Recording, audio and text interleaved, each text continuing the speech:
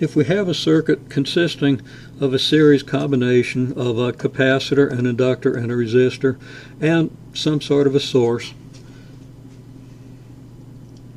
and some sort of a time-varying source, so that the source voltage is a function of t, well, there are a couple of principles we want to think about.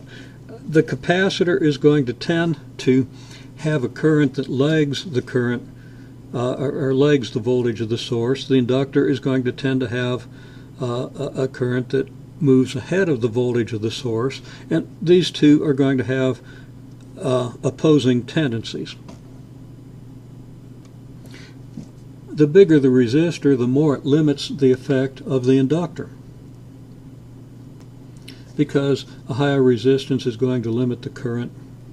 It's also going to limit the amount of charge you put on the capacitor, but it has substantially different effects on the capacitor and the inductor. Again, not going to talk too much about the physics of that,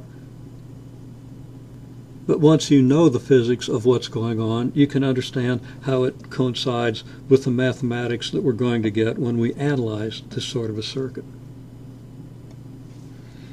Now, the voltage, and again, this is a physics principle, it's just energy conservation. If you move from one point to another, you don't change the potential energy, and voltage is just related to change in electrostatic potential energy. In a way, you'll understand if you know the physics. If you don't know the physics, the principle is simply that the voltage of the source is going to be equal to the sum of the voltages of the series circuit elements, the sum of the voltages across the circuit, the circuit elements in a series circuit. The voltage across a resistor is nothing but the current times the resistance. Voltage across a capacitor is nothing but the charge on the capacitor divided by the capacitance. And the voltage across the inductor is just the inductance multiplied by the rate of change of the current.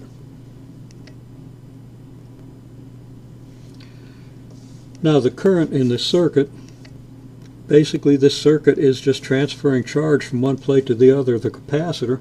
So the current is just the rate of change of the charge on the capacitor, so that the di/dl we see here is just the derivative of the current. And let's back up right there. It's not di/dl, it's di/dt. It's the derivative of the current with respect to time, not the derivative of the current with respect to the fixed inductance. I was anticipating this development here when I wrote that, so let me fix that quickly. Okay, now we have time derivatives of the current. And the derivative di/dt, again, if I is the time derivative of the capacitor charge, then the time derivative of that is the second derivative of the capacitor charge, which leads us to this equation. Since L, R, and C are constants, this is just a second order differential equation with constant coefficients, and we have a non-homogeneous term over here, which is our driving voltage, source voltage. So all we have now, this is simply a linear second order differential equation with constant coefficients, and it's a non-homogeneous equation. So we have this equation that can be written like so. I divide through by L and get this form of the equation. Now, as we said a little while ago, this is of the same form as the equation that you would have for damped harmonic motion.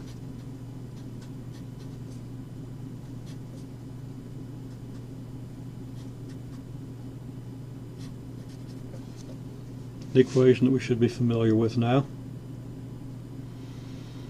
where the K is analogous to 1 over LC. The delta, the drag coefficient, is like the R over L.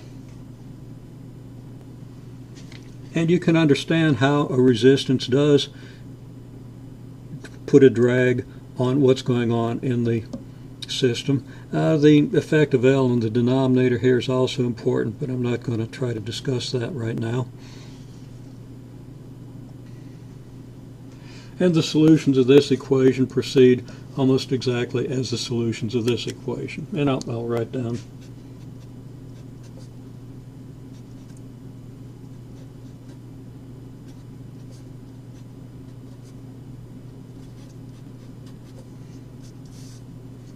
this equation, which is very much like this equation or this equation. This is the general form of the non-homogeneous second order linear equation. The solution method is identical. We assume a characteristic we find a characteristic equation assuming Q equals e to the lambda t. We used e to the RT previously, but since I've got an R in this equation, I'm going to use lambda.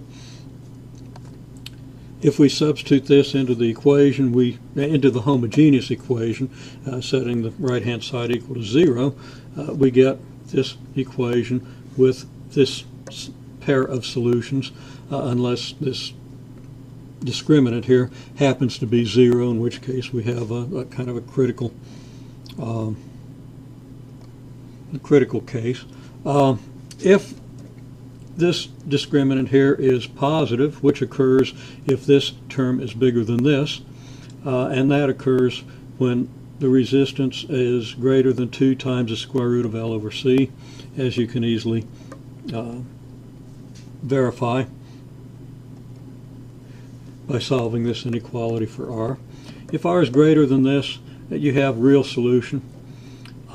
If R is less than this, you have two complex solutions. And as you should understand by now, the complex solutions are the ones that lead you to the oscillatory behaviors, the sines and the cosines. And it's those behaviors that are of general interest in the analysis of circuits. Now, we're not going to go on with this. This has just been included and presented here to